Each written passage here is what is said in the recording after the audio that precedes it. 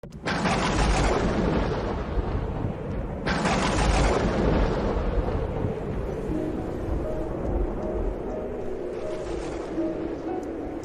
ce temps-là, lorsque Jésus vit Nathanaël venir à lui, il déclara à son sujet, « Voici vraiment un Israélite, il n'y a pas de ruse en lui. » Nathanaël lui demande, « D'où me connais-tu » Jésus lui répond, « Avant que Philippe t'appelle, quand tu étais sous le figuier, je t'ai vu. » Nathanaël lui dit, « Rabbi, c'est toi le Fils de Dieu, c'est toi le roi d'Israël. » Jésus reprend, « Je te dis que je t'ai vu sous le figuier et c'est pour cela que tu crois. Tu verras des choses plus grandes encore. » Et il ajoute, « Amen, amen, je vous le dis, vous verrez le ciel ouvert et les anges de Dieu monter et descendre au-dessus du Fils de l'homme. » Acclamons la parole de Dieu. Aujourd'hui, l'Église célèbre la fête des trois archanges. Je voudrais conseiller à ceux qui le peuvent, bien sûr, de faire un peu de lecture biblique aujourd'hui et de la méditer et de lire le chapitre 12 de l'Apocalypse. Il est lié à la Genèse, à la sentence de Dieu contre le serpent. Je mettrai une inimitié entre toi et la femme, et elle t'écrasera la tête, tandis que tu essayeras de la mordre au talon. Au talon.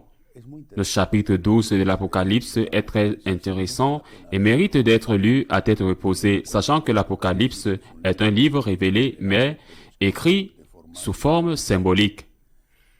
En parlant des trois archanges, il faut d'abord rappeler la signification de chacun de leurs noms. Saint Grégoire le Grand l'explique parfaitement. Je ne sais pas si quelqu'un avant lui l'aurait fait ou s'il reprend simplement une tradition.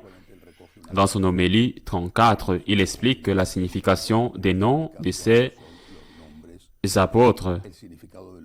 Saint Michel, celui qui affronte Lucifer, Saint Grégoire le décrit très bien. Celui qui affronte Lucifer signifie qui est comme Dieu.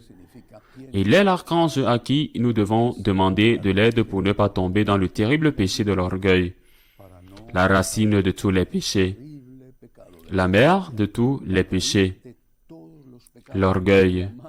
L'orgueil est absolument hostile à la sainteté. On ne peut pas être orgueilleux et saint. L'orgueilleux, l'arrogant est le pire ennemi de lui-même. Personne ne l'aime parce qu'il n'y a personne pour le supporter.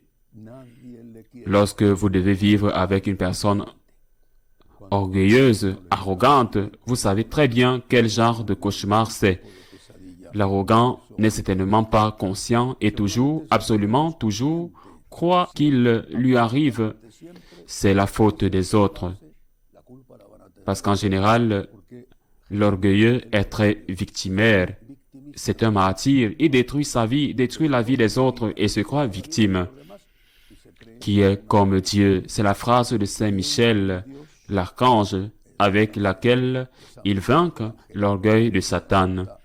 Seul Dieu est Dieu. Regarde-toi dans le miroir tous les jours, un petit moment en te levant et dis la vérité. Je ne suis pas Dieu. Dis-le à l'image que te renvoie le miroir. Alors, quand tu te réveilles avec tes rides, avec ton visage encore endormi, avec tes yeux gonflés, je ne suis pas Dieu, je ne peux pas être le centre de tout, je ne suis pas le Dieu de l'univers. Les autres ne sont pas là pour me servir et pour m'honorer. Tout ne peut pas tourner autour de moi. Je ne suis pas Dieu. L'enseignement de Saint Michel, archange, qui est aussi le grand protecteur avec Saint Joseph de l'Église, et que nous devons prier tout particulièrement en ces jours de confusion, de chaos interne à l'Église, afin qu'il intercède auprès du Seigneur et que, tout comme la terre a englouti ce fleuve d'eau avec lequel le dragon rouge, le démon primitif, dit l'Apocalypse, a voulu prendre au piège la femme qui avait été dans la vie de la femme, a voulu prendre au piège la femme qui s'était réfugiée dans le désert, la Sainte Vierge, que le Seigneur, par l'intercession de Saint Michel, lui ordonne également de protéger l'Église, de protéger la Vierge. Je passe maintenant au troisième des archanges parce que je veux accorder une attention particulière au deuxième. Saint Raphaël signifie la santé de Dieu, la santé que Dieu nous envoie.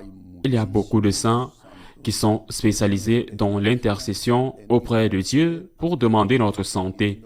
Et c'est merveilleux, il y a une nuée d'intercesseurs, chacun a peut-être ses préférés. J'avoue que lorsqu'il s'agit de demander l'intercession, non seulement pour des problèmes de santé, mais pour d'autres problèmes, j'ai aussi mes saints préférés, à commencer par la Sainte Vierge, notre chère mère, Saint François, mais par exemple Sainte Rita ou Saint Jude Thaddée, sont des saints que j'aime et à qui je demande fréquemment l'intercession. Mais il y a aussi l'archange Saint Raphaël, la santé de Dieu, la santé qui signifie que nous pouvons nous adresser à lui en demandant pour nous-mêmes et pour nos proches la santé physique et la santé de l'âme, qui est généralement liée à la santé physique parce que parfois, cela n'a rien à voir. Vous êtes un saint et vous souffrez de maladies, mais parfois il y a des maladies qui proviennent d'une perturbation interne. J'en viens au dernier des trois saints archanges, Saint Gabriel. Je ne dis pas qu'il est mon préféré des trois, parce que j'ai énormément de respect et d'affection pour Saint Michel. Mais Saint Gabriel est celui qui annonce à la Sainte Vierge qu'elle va être la mère du Sauveur si elle accepte. Saint Grégoire le Grand le raconte très bien dans son homélie 34e. Et il dit que les archanges étaient, les anges sont des messagers, dit Saint Grégoire, dit-il, et les archanges sont de grands messagers ou des messagers de grandes nouvelles, et pour la grande nouvelle de l'incarnation du Fils de Dieu, il fallait envoyer un messager exceptionnel qui était précisément Saint Gabriel. Mais que signifie le nom de Gabriel? Si Michel signifie qui est comme Dieu contre l'orgueil, si Raphaël est la santé de Dieu contre la maladie, Gabriel est la force de Dieu, la force de Dieu. Cette phrase que dit Saint Gabriel quand la Vierge s'interroge sur les moyens d'être d'accord avec la fin. Comment cela se fera-t-il? Car je ne connais pas d'homme, parce que la fin ne justifie jamais les moyens. Lorsque l'archange répond à Marie et lui dit, n'oublions jamais ceci, si nous avons confiance en Dieu, si nous nous mettons entre ses mains, quelle que soit l'ampleur du péché, quelle que soit la faiblesse que nous ressentons, quelle que soit l'ampleur des problèmes avec Dieu et avec notre collaboration, évidemment, nous pouvons y arriver.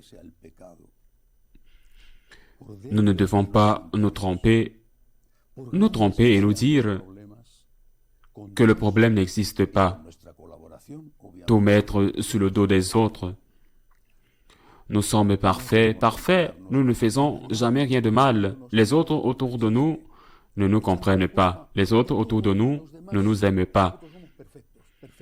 Les autres autour de nous sont très mauvais. Les autres autour de nous sont coupables de tout. Pas nous. Nous n'avons jamais cassé un plat. Nous sommes merveilleux, parce que nous sommes dans l'erreur. Ce que nous devons faire, c'est reconnaître nos fautes et nous confier à la force de Dieu. Avec Dieu, nous pouvons. Avec Dieu, nous pouvons résoudre ce qui est impossible avec nos propres forces.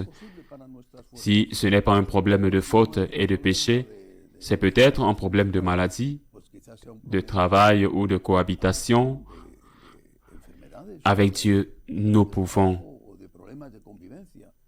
Demandons donc à Saint Gabriel que la force de Dieu ne nous manque pas, que la consolation et la grâce de Dieu ne nous manquent pas pour réaliser ce que le Seigneur veut que nous fassions, ce que le Seigneur a prévu pour nous. Saint Michel, aide-nous à ne pas être orgueilleux. Saint Raphaël, aide-nous dans nos maladies. Et Saint Gabriel, aide-nous à avoir confiance en Dieu et à ne jamais abandonner le combat. Ainsi soit-il.